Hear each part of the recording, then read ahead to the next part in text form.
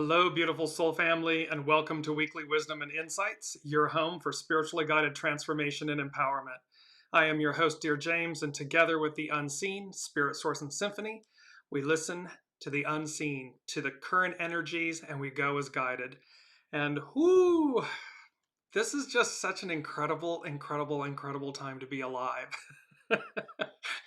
Against the backdrop of everything that's going on in the world, from the unseen's perspective, we are at what they call this moment a culmination moment, because it is not, we're at the end of the year, but it's not about endings. It's not our typical endings and beginnings.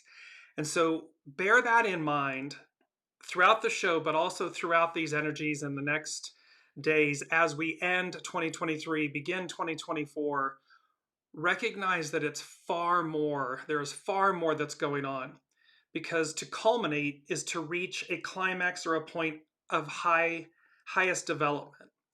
And we can look at that from the stage or from the perception, the experience of the Piscean era, the patriarchal era, and everything that it has to offer, everything we've been through. And so it is this culminating point. It is not a normal ending and beginning. That is the point the unseen wants you to walk away with, take away with. Welcome, Alicia.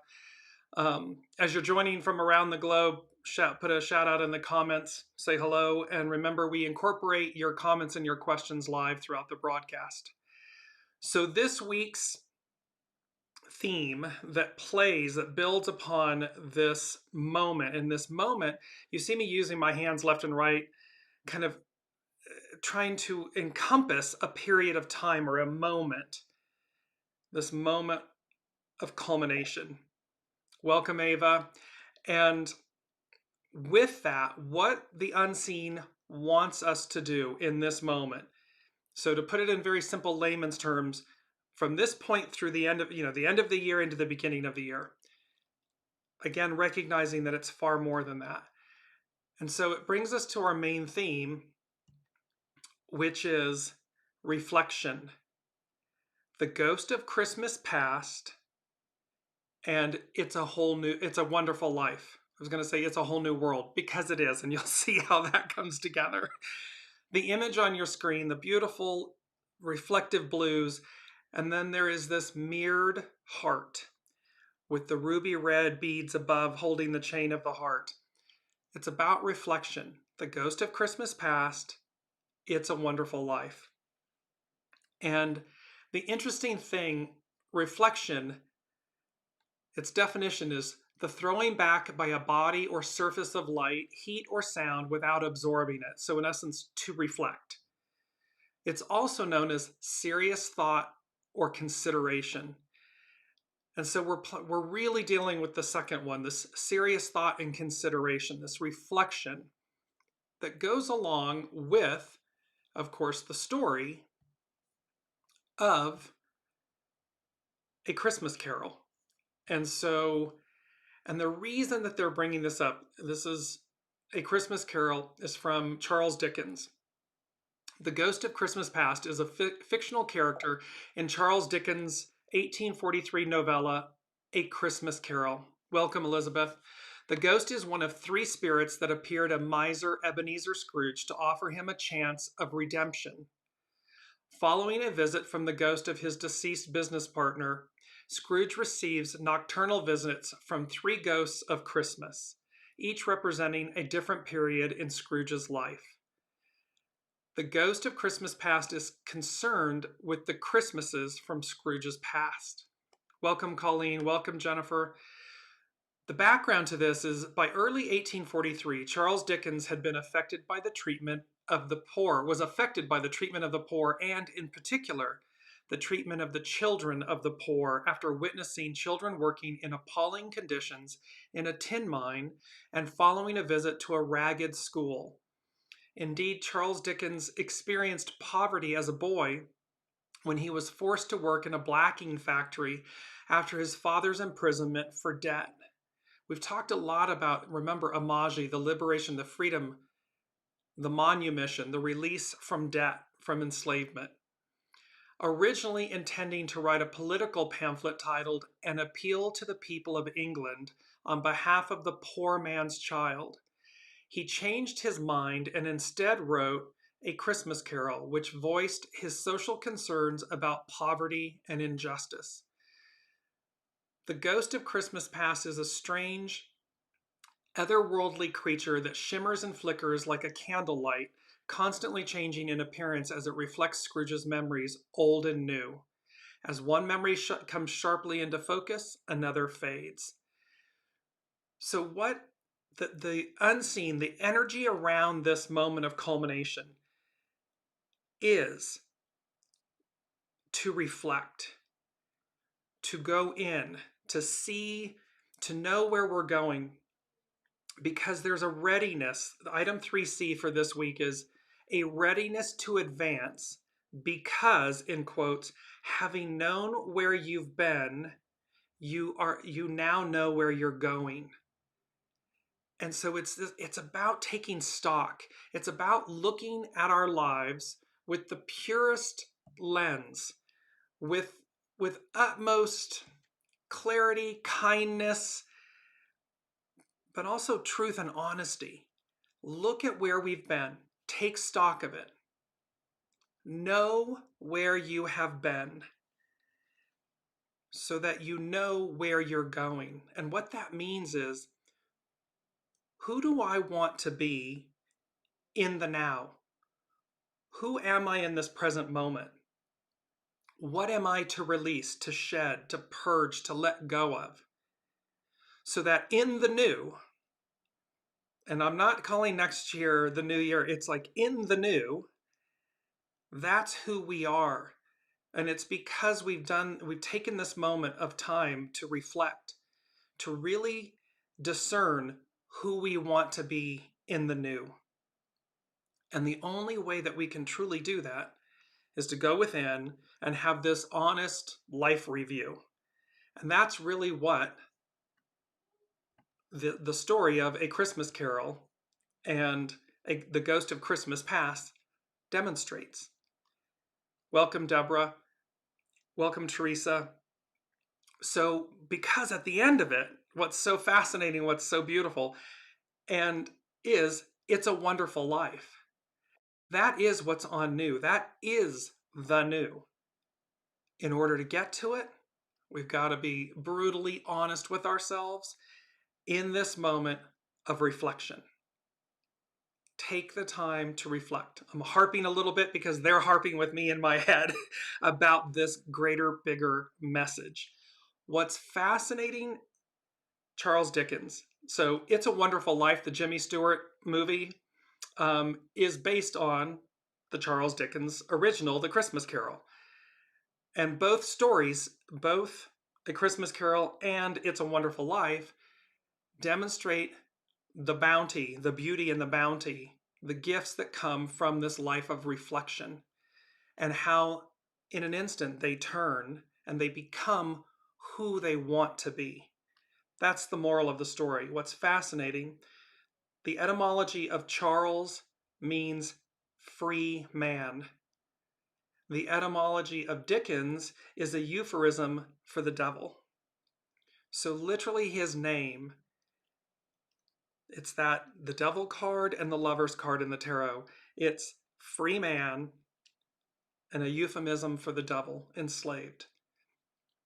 Which one are we? Which one do you want to be in the new?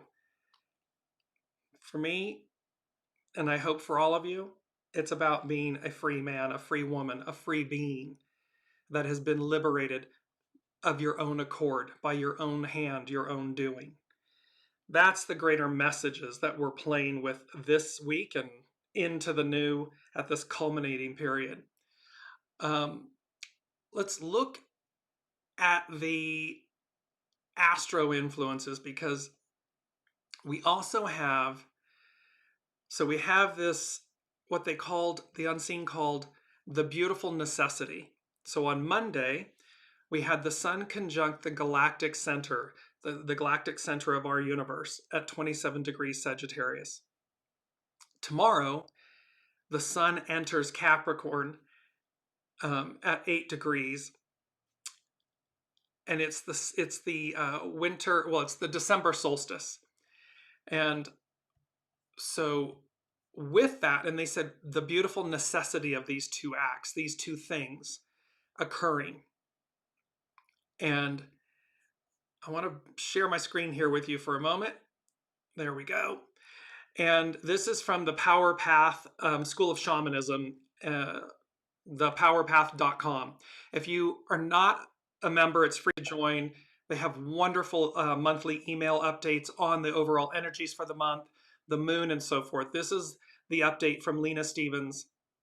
And look at this beautiful image. Now here's like the winter, the darkening, if you will.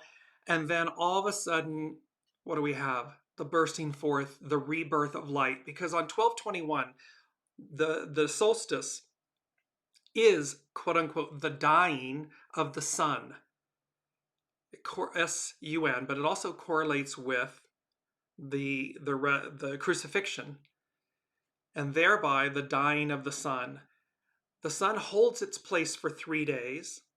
In other words, it stays in this suspended state, and then on the 25th, the sun is reborn, and the light begins to shift back to its highest northern point.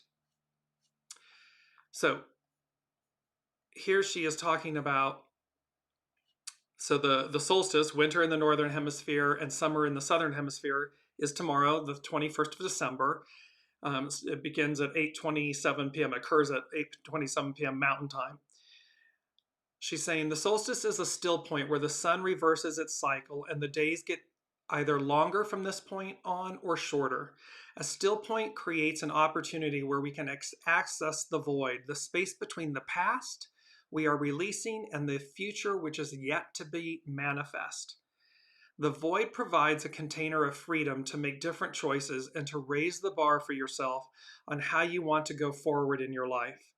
This is also a time of completions and focusing on what you are leaving behind, more so than what you wish to manifest in the future. See, it's about what you're leaving. The focus is on what we're shedding, what we're releasing. That's that reflection, the ghost of Christmas past. It's a Wonderful Life. Because in essence, by purging it, we're renewed. The cleanup to create space is much more important than gathering what you think you will need for future intentions, because they come of their own accord when we've emptied our vessel. With this solstice, we enter into a time frame until the next solstice where we are revising, restructuring, revaluing, repatterning, and recommitting to living the way of our truth. This is not a mental exercise, so be in your heart and listen to the intelligence, wisdom, intuition, and truth of your heart. See, this is not an ego mind personality activity. This is a soul source connection. It is a soul source reflection, life review. It's done from the intelligence and the wisdom and the intuition and the truth of your heart. Use that truth as a guide and compass to clarify any intentions you set for yourself for this next cycle. This next year is a big one, and it is highly recommended to be as prepared as possible. Yes, it is a big one. Remember, 2024, the 2 plus 0 plus 2 plus 4 becomes an 8. It's about unity. It's about uniting. It is about coming together in a way that we have not really probably experienced in this lifetime forever. So big energies at play here. Welcome, Olivia. And Colleen is sharing all my self-doubts and insecurities. Well, and that's the beauty of it. That's so perfect, Colleen. It is going to bring up, Scrooge brings up, the Christmas Carol, the It's a Wonderful Life, brings up, quote unquote, the shadow. This is what Pluto has been doing before it officially launches into Aquarius. Ava's saying that Charles Dickens was an Aquarian. So you can see, and this call that to like like Master Jesus and everything, that to recognize the least among us, so as to empower us all. It is to be the to witness the very worst of us, the shadow, so that we cleanse it, we purify it. So do not let it, the long-winded story, pardon me, is to not let any shadow elements, do not sit in judgment with yourself. Do not allow any fear or shadow work to immobilize you, to create fear. Allow it, because you're going to see, I'm going to show you this card really quickly. You're going to see King of Wands, King of Wands here. There's a reason. I've not done this before, but I knew to draw tarot cards for us all. And so we're going to close with that at the end. But this King of Wands, and wands represent fire, this baptism by fire, this transmuting by fire. So allow it to cleanse your being. That is the point. Allow that to cleanse. Yes. So Olivia is saying that Pluto moving into Aquarius hasn't happened in 246 years, not since the French and American revolutions and the Industrial Revolution. That occurs. It officially moves into Aquarius on January 20th, 2024. So, and it'll dip back slightly, it'll retrograde slightly at the, I believe in November of 2024, and then it officially goes forward for the next 20 years. And so there's this amazing moment in time here where the unseen is saying, the first thing they said for this week was, it is written, ... in the stars, meaning all of this, what we're experiencing, this moment of culmination, is written in the stars. Welcome, Sue. And so with that, we have this winter solstice message that coincides with the review, and thereby we know what to do. This moment is bigger than just a normal ending and beginning, end of a year, beginning of a year, holiday time period. It's bigger than that. And thereby, no, they're not scary, Colleen. They're so hopeful and great and divine and perfect, because again, we have to know where we've been in order to know where we're going. And item 3C, the Trinity, the Christ light, 3C, a readiness to advance, because having known where you've been, you know where you are going. We know where we've been. And so to do the shadow work and to do the very best of all, do the works to reflect on who you want to be, who you are, because it's really about who you are. Your character is your fate. Who are you? And let that person show up in the new. Be the new. That's what we're talking about here. So let's look at we're going to look at the astro chart really quickly here, because we're not focusing on the Sabian symbols. We're working with 3 hexagrams this week that really tell the story. But you'll notice when you look at the astrological chart, and this is for the December solstice, so for tomorrow, this is the chart for tomorrow. All of the major planets, except Venus, she's just above the meridian line. If you see her, she's right at the midpoint on left and right. She's on the left at 20 degrees Scorpio. All the other planets are in houses 1 through 6. And they gave me that song, which we had, some shows ago, but it's that Diana Ross, Upside Down, Boy You Turn Me, Inside Out, Round and Round. And that is this interesting, because it's like all the activity, all the play is on the underworld, in the underworld. It's in the first 6 houses. And then it just upside down. It is about this allowing, this cultivating, this turning yourselves inside out, upside down, and be good with it. No fear. Remember, fear is your friend. It is energy, and it is how we utilize that energy. So if something comes in that's fearful, that's okay. Allow the fear and then say, it's okay. Fear is my friend. Fear is energy. Love is energy. Kindness is energy. It's all energy. So the point is to harness the energy of fear to propel you forward, to move you forward. Do not allow it to immobilize you. Do not allow it to ridicule or denigrate. There's been enough of that in the world. This is a Pluto transformational time so that we clear out the goo and we move forward. So, real quickly before we move into the hexagrams, the mantra. It's a beautiful image. The mantra is, it's a wonderful life. The image is of the pomegranate.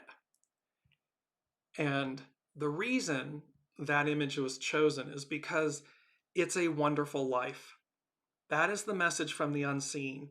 Our human earthly existence, no matter what the illusion is, at your root, at your divine essence, at your core, it's a wonderful life. The pomegranate is said to be the tree of life, and there is speculation as to whether it was the forbidden fruit in the Garden of Eden. Its Latin name literally means seeded apple. It is a symbol of hope, one of the 3 blessed fruits in Buddhism, and a symbol of resurrection in Christianity.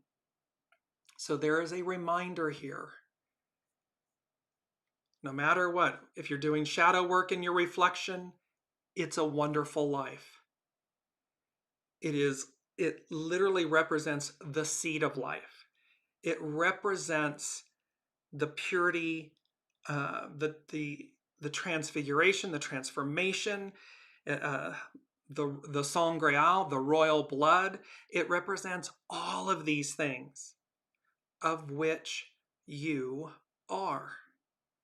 And it's to remember that. So that's why they've given us this image of the pomegranate and our mantra of it's a wonderful life. Because, and again, you are that. We are that. So as we move, we're going to be looking at the main energies. Let's bring that up really quickly so you know the hexagrams we're dealing with. And it's fascinating. So, of course, it's December. It's a 12-month. You see an asterisk on the sign next to the 12. It's because we have double 12s. That's doubling down on these messages for this moment.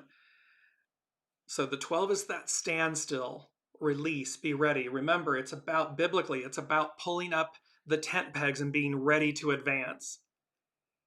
It's to be ready. In order to be ready, we got to be lighten our loads. We got to empty our vessels, reflect. The 20, today is the 20. It's that beautiful contemplation, the all-seeing owl, the all-seeing eye with the golden apple. This contemplation, it's a higher view. 7 this year, 2023 is a 7. Army, legions, correct discipline. We have everything we need. The 20 becomes a 2. The receptive, no coincidence. Reflect. Its action is to reflect. And here the unseen is guiding us. Reflection, to reflect. Now, if you add the 12, the 20, and the 7 together, it becomes a 39. And that is to do with obstruction and that we're to innovate. So again, do not allow, and you'll see, because we're going to work with hexagram 2, hexagram 39, and then hexagram 3, because when you culminate, the 12, the 1 and the 2, become a 3. Difficult beginnings, persevere.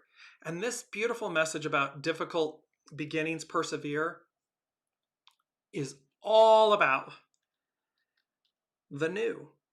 It's difficult at the beginning. The old is going away, the new is arriving, And here we are caught in the crosshairs, if you will, ha ha ha, caught. Because we came here, we chose, our souls chose to come here at this moment to experience this transformation, this transition of time. And it's epic. It's 2,000 plus years of an era, of a mentality, of an energy that's changing. And so again, we can see, to Colleen's point, and the point from the unseen about fear, do not allow fear to immobilize you. Things are occurring on the world stage because of fear. Everyone can feel it. Everyone can feel the advance of the new age. Matriarch, Aquarian, matriarchal rule, this beautiful equality. And they're terrified because it's been 2,000 plus years of a way. Well, that way, the arc of destiny moves forward. So the way is moving forward. Don't be caught up in the chaos. Be a part of the beauty of the solution, of the advance, because you're ready. Tent pegs are pulled up and you're ready to go. So there is a beauty we're going to work this in reverse order, and we're going to work with hexagram 39 first. Hexagram 39 is obstruction. Its action is to innovate. Its hidden influence, 64, before completion, prepare. See, they're talking about this window of time, this air quotes ending and beginning that we're so, it's customary, we're used to it. And they're saying, but it's it's before completion. Prepare. Do the reflection. Do the life review. Its underlining cause is opposition, to accommodate. And so here I'm going to bring up this first quote. You cannot teach a man anything. You can only help him to find it within. And the image on your screen is this iridescent bubble, this clear iridescent bubble. That clear iridescent bubble is you. It encompasses your rainbow light body, your iridescence, your purity, your goodness against the beauty of this blue background. So again, and this is Galileo, seeing the stars. I mean, one of the greatest minds of our time, of our age.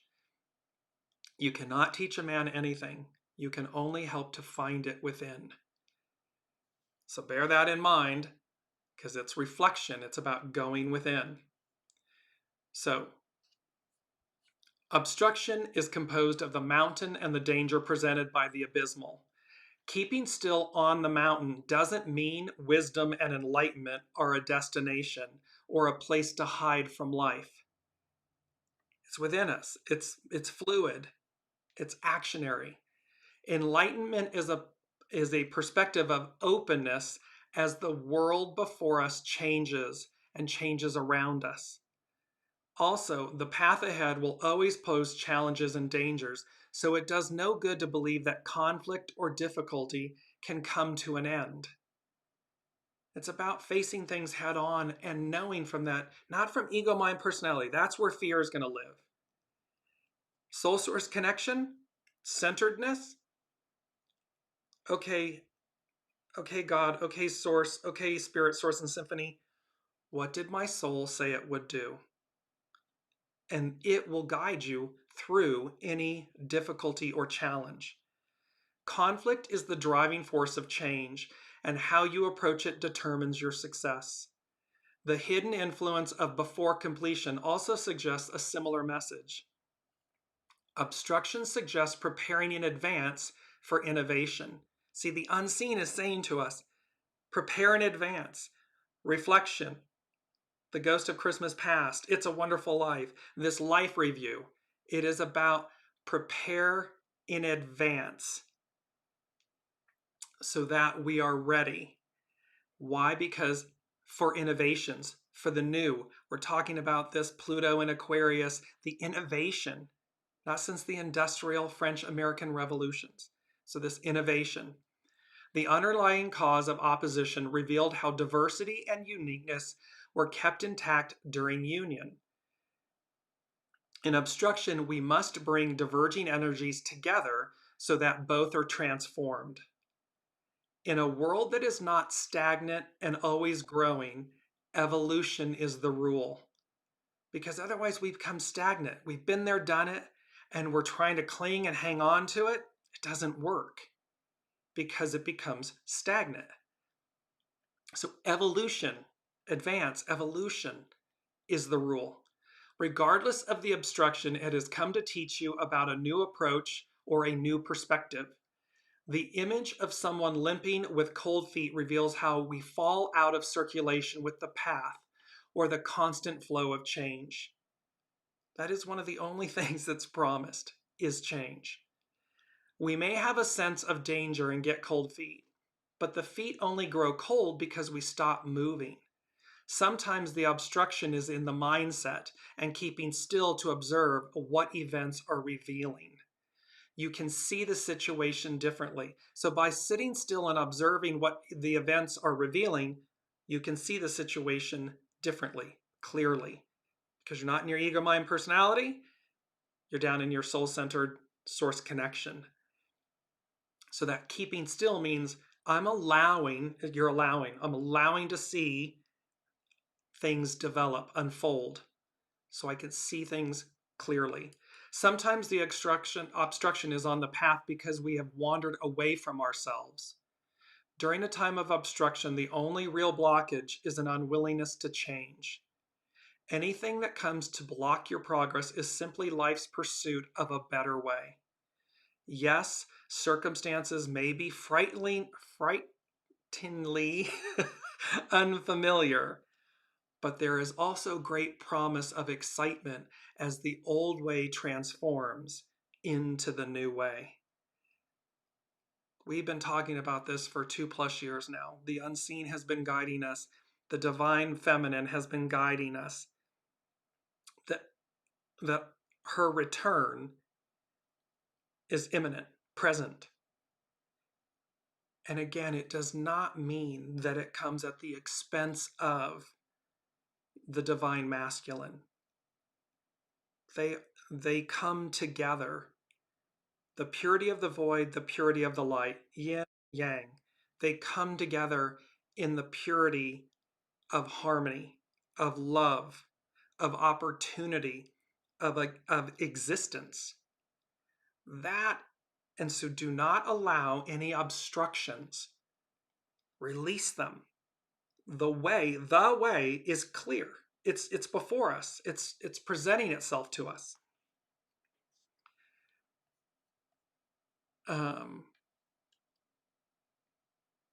Yes, Elizabeth is saying, I have had to do a check-in every day for the past 2 weeks. It's been amazing. Yes, because you want to be consistently recalibrating, ensuring your connectivity. And Elizabeth and I spoke about this just recently. This thing about when you come to recognize a frustration, a fear, an anxiety, you'll instantly come to recognize, I'm in ego, mind, personality-ville land. And you can take that breath, and then all of a sudden you're like, and just the recognition, just the acknowledgement that you're in ego, mind, personality land allows you to release it. And you go, that's what that is. Okay, let me let go of that. And then all of a sudden, coming back to center, there's this innate joy. You see me smiling. It just brings about this innate calm, joy, peace, because you've let go of what is ego, mind, personality. You've let go of the illusion of something so that you come back to center and then allow the obstruction to dissipate. Allow what's really present, what's on offer, to present itself, to prevail.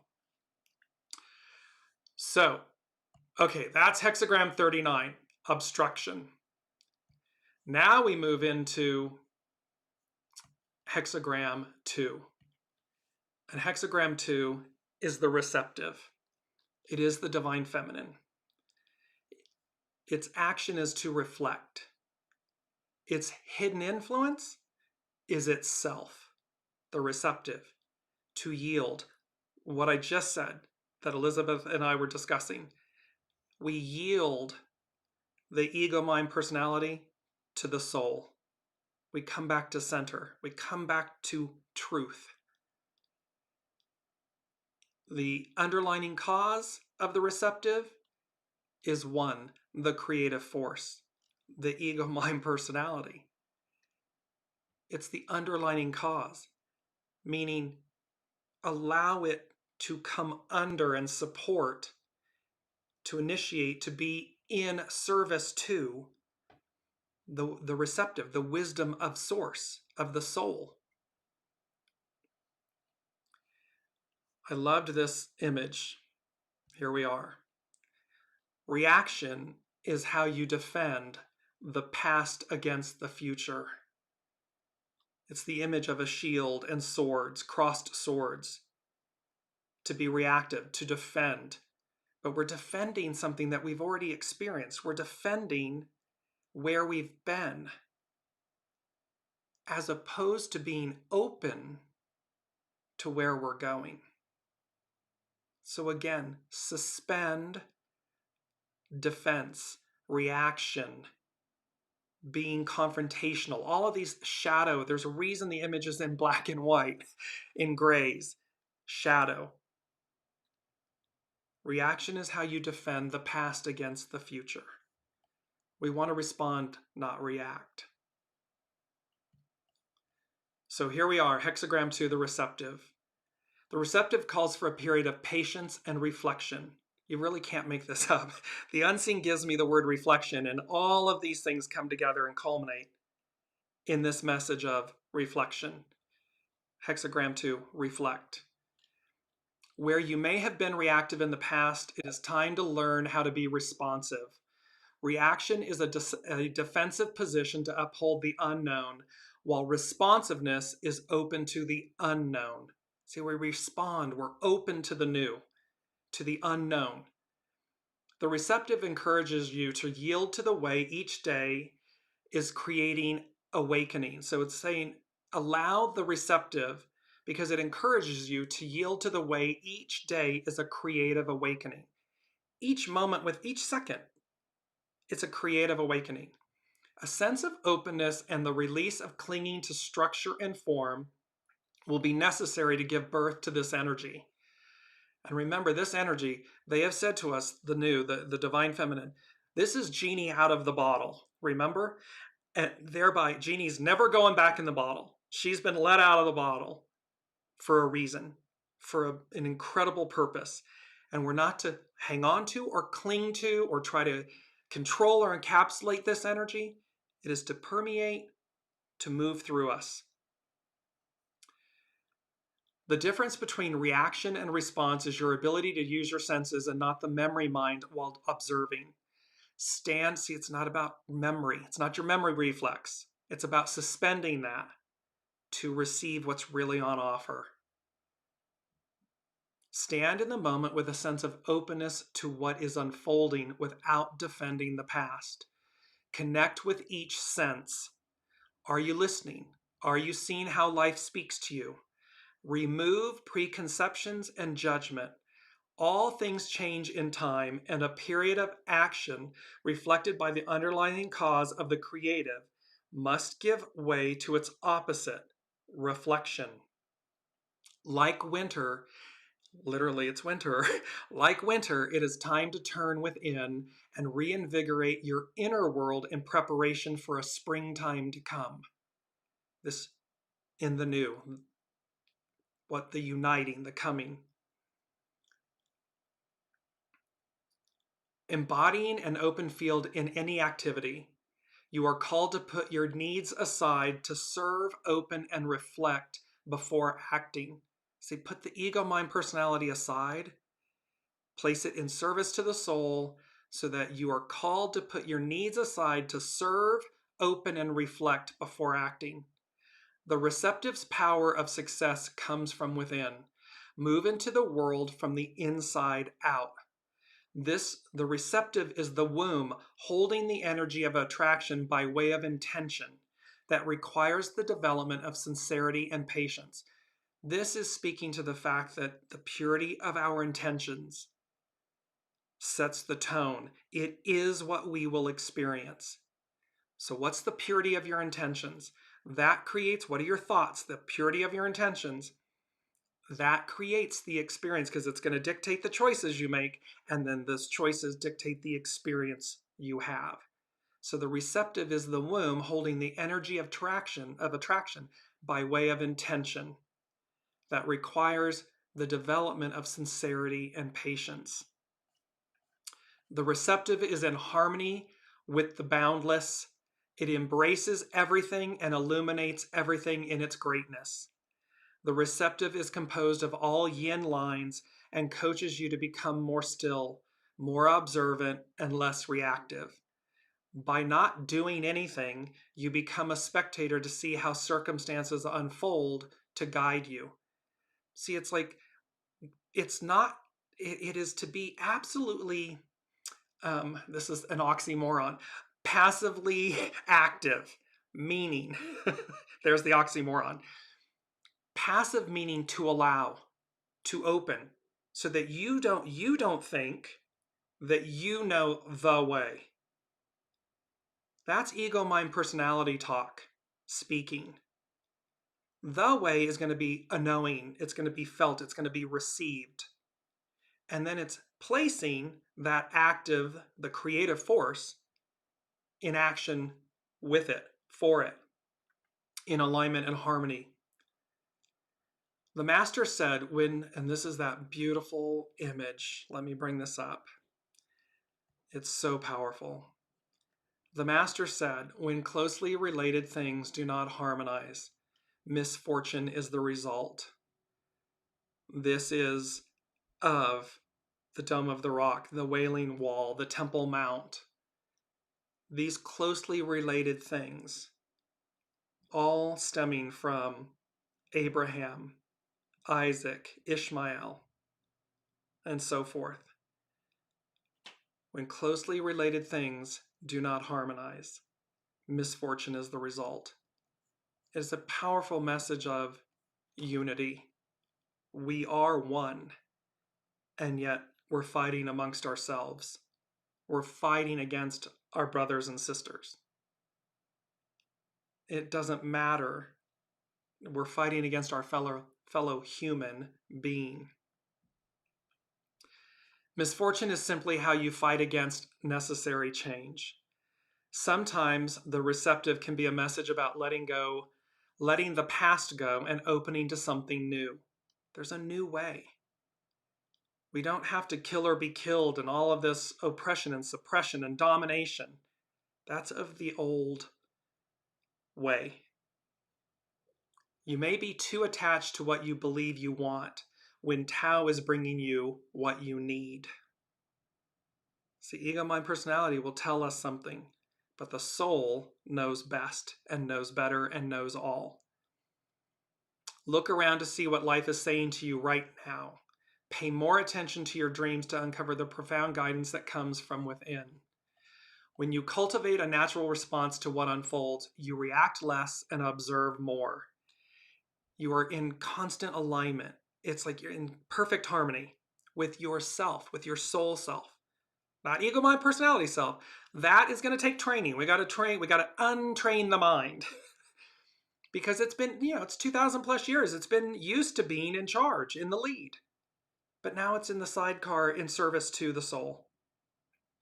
It is often in the things that you cannot change that you discover Tao's power to guide you the most. Circumstances urge you forward, although reaction is how you defend the past against the future. A natural response means that you respond to life without defending anything. So you respond to it. You're in harmony and flow with it. You don't have to argue. You don't have to prove. Just be. We may find it odd that mystics deny the reality of the outer world. I love this. We may find it odd that mystics deny the reality of the outer world. What is the unseen? What have I been saying in the unseen? I know what it looks like out there. However, and it says, yet more people deny the immense power and reality of their inner world.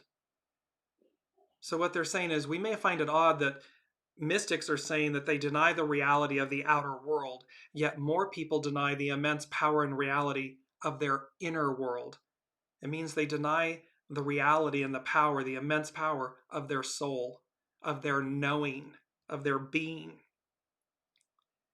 Like the time of autumn when all things turn back to be renewed, you are coached to turn inward to reinvigorate your inner garden.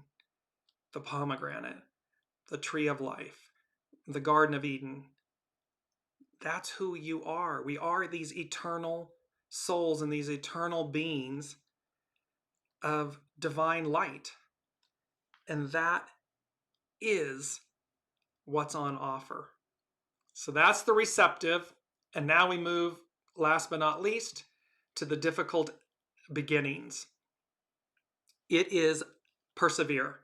It's hidden influence, 23, split apart, regenerate. That's splitting apart, the reflection, the life review, so that we show up in the new, regenerated, new. Its underlining cause is 50, cauldron, refinement, to refine. I love this image and this quote. Do the thing you fear, and the death of fear is certain. It's a quote by Emerson. So to the beautiful topic that Colleen raised about fear, do the thing you fear, and the death of fear is certain. And this beautiful image, you see how the light is coming from the right, illuminating the shadows, the beauty of, and look at the beauty of the void. Because again, fear, it's President Kennedy, the only thing we have to fear is fear itself. We don't need to fear fear. Fear is an illusion. It's energy.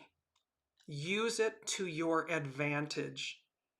In meaning, they're catching me. The unsing is like, meaning use fear in its for positive advance, not to oppress, suppress, intimidate others. You don't double down on the darkness. You illuminate and you purge the darkness with the light. You cleanse, you purify both. Okay, so difficult beginnings. Just as a seedling must crack open and push through soil and rocks to reach its source of solar nourishment, all new endeavors encounter obstacles in the beginning stages. The time calls for persevering into regeneration. So we're coming into the new. Obstacles refine our sincerity about what we are doing and hone our inner vision. The arrangement of the I Ching generally unfolds where each hexagram is viewed to be the cause or response of the preceding one. Yet, difficult beginnings is the result of two hexagrams, the creative, so the creative, divine masculine, and the receptive, divine feminine, interacting, coming together.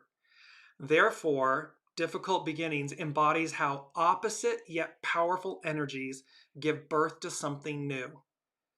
This something new isn't, again, throwing the baby out with the bathwater and the oppression of the divine masculine and then the swinging the pendulum to where it's now the divine feminine is, the oppressed becomes the oppressor. It's not that.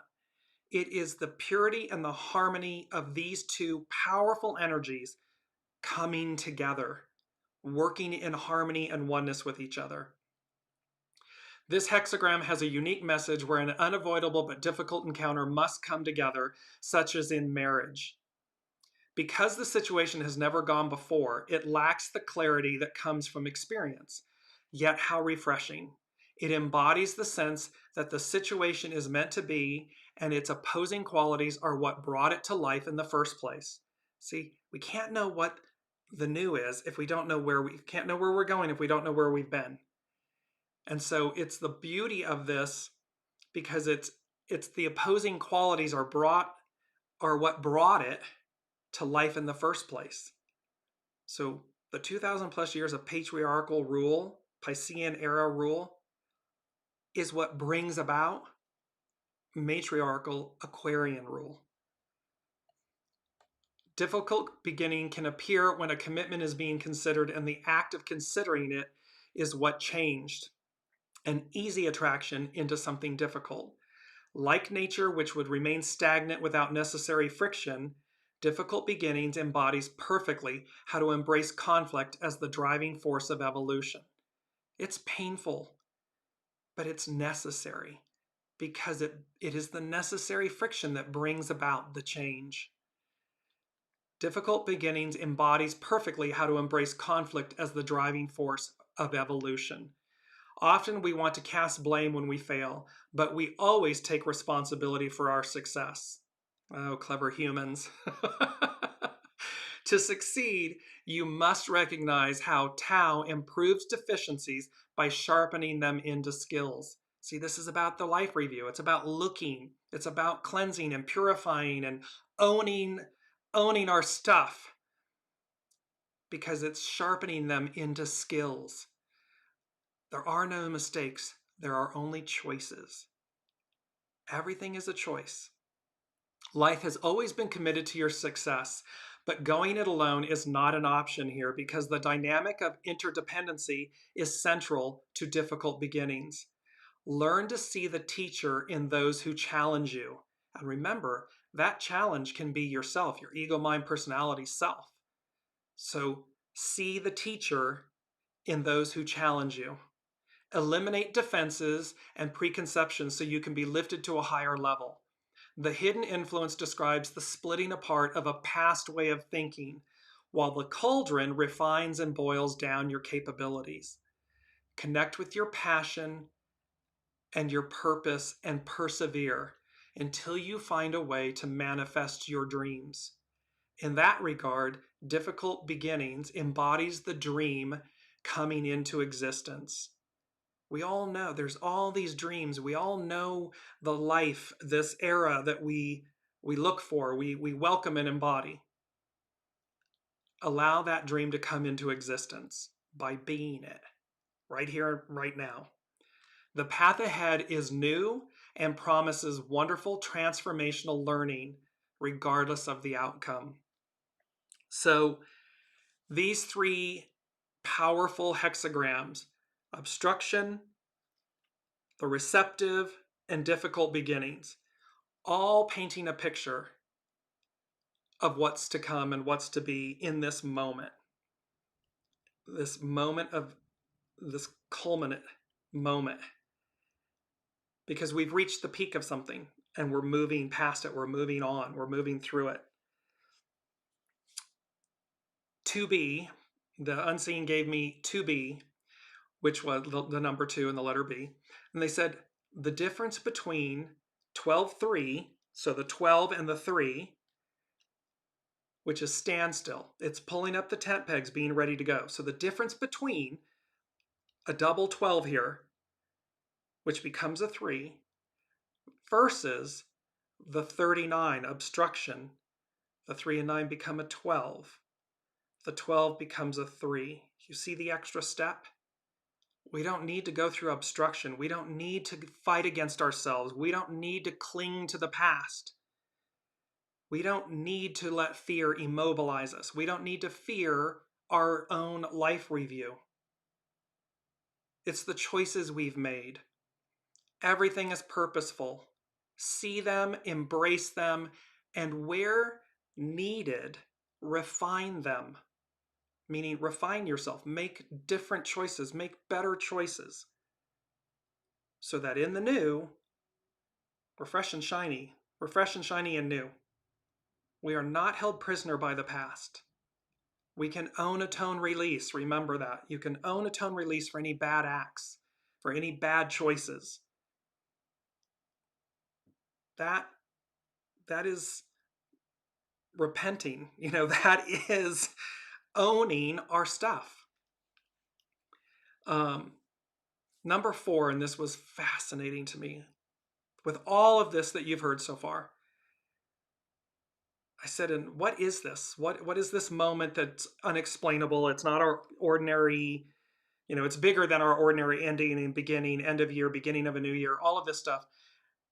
And what came back was, it's all for, quote, what goes on. And then they said, no endings, no beginnings, and not a continuation thereof. So this isn't about typical endings and typical beginnings and a continuation thereof. It's all for what goes on. This was fascinating to me. Why? Because what goes on. Oop, got to bring it up. And I may have forgotten. It has to do with, it's in Ecclesiastes. Here it is. Ecclesiastes 8:17. Then I saw all that God has done. No one can comprehend what goes on under the sun. Despite all their efforts to search it out, no one can discover its meaning. Even if the wise claim they know, they cannot really comprehend it. So this message of what goes on, it can literally mean what goes on, what's happening behind the scenes, but it's also about what goes on, moves forward. It defines something that's indefinable, but it's defining this what goes on. So this is all about what goes on, because it's not a continuation. It's not an ending and a beginning. It's what advances. It's what moves forward. Last but not least, and I'm going to just bring in, we're going to be off next week for this whole period of reflection, this time. Next week, 12/27, it becomes a 19, which is about approach, advance. So you can see the message is building that the approach of what goes on, the advance, the pulling up the be ready, stand still, be ready, because we're advancing. That 19 becomes a 10, which is treading, cautious advance. And so it's to do so mindfully. And then that 1 and the 0 become a 1, which is the creative, which is about initiating. So initiating in the new, initiating in what goes on, from a whole new way of being, from a whole new place, a whole new vessel. Now, last but not least, we're going to close out the show with these images. So I knew to pull tarot cards. And yes, we have used tarot cards before, but this was the first time where I have this beautiful deck. It's the Tarot of Mystical Moments by Katrine Weltz Stein. It's a beautiful deck.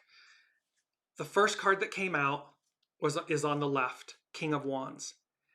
Now, we talk about Pluto, Aquarius, French and American revolutions. And here is this drum with the drumstick and everything, with flamed wings coming out of the drum. This particular look of drum is associated with marching, revolution, advance, and the beauty that it's the King of Wands with these wings of flames, this baptism by fire, by renewal, and it's actionary.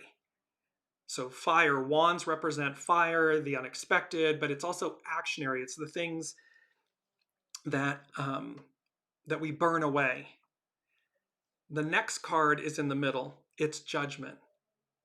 Female form, it's an archangel, beautiful white wings, and the trumpet. And they have talked to us about, the unseen has talked to us about this signal, this trumpet sounding. And so, Judgment. And judgment, again, renewal. It's neither positive or negative. It just is for each of us. Whatever it may be, it's neither positive or negative. It's what is. And then the third card, which I just laughed. I'm like, you cannot make this up if you tried. It's the World card. And you see the fullness of her skirt is a globe of Earth. And yet you see in her right hand, she's, I said this before in one of the episodes, it's like dans le poubelle. It's in the trash. And in French, it's like the old is the old order. It's going away. It's being placed behind us. Before her, with her left hand, that which is, it comes out of left field. It's the unknown, is the new world, the new world. And so this baptism by fire, King of Wands, the judgment of what is, the sounding of the new, the heralding of the new, hark the herald angel, and then the deliverance of this new world. I then looked at the bottom of the deck, and what came up was, the Ace of Wands. So here's this beautiful, I'm trying to get the light, there we go. So, Ace of Wands. Now remember, a show or two ago, one of the Sabian symbols was about placing your finger in a book. In this image, she has a book open on her lap, and springing forth is this beautiful Ace of Wands, this flower, rebirth, renewal. So what this is saying is, here's this moment, this culminate moment, this culmination point. We have the baptism by fire, we have the judgment, we have the new world, and then this Ace of Wands, initiate, and feminine, this feminine image. It's like, I've been reading Kathleen McGowan's books, and it's speaking about the book of love. This new way, it's coming up from the center of the book, this beautiful new radiant opportunity, life to initiate from the divine feminine, from the source. And what was under that? Because you just can't make this up if you tried. Yes. The Fool. New beginnings. Going as guided. Trusting that you have everything that you need. It's really, and beneath that, just because it's right in front of me and it's amazing, the Magician. The Magician card says we have everything we need. It is the great manifesting card, the great manifester. So with that, powerful messages, take this moment in time. We myself and the unseen, we will see you in the new, early in the new, in January, off next week. And in between now and then,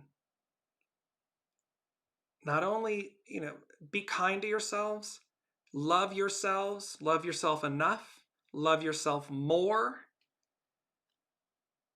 to have this beautiful moment of reflection with yourselves. Because what comes, what's to come and what comes is of such brilliance and quality and beauty. And you are deserving of that. You are that. And so I cannot wait to continue this journey with you. I use the word continue. I cannot wait. I'm like, reversing all that. It is about what goes on. So I cannot wait to be with you and to see what goes on. Until then, have a blessed and beautiful end of year, beginning of new year, and epic reflection of what goes on. Be well.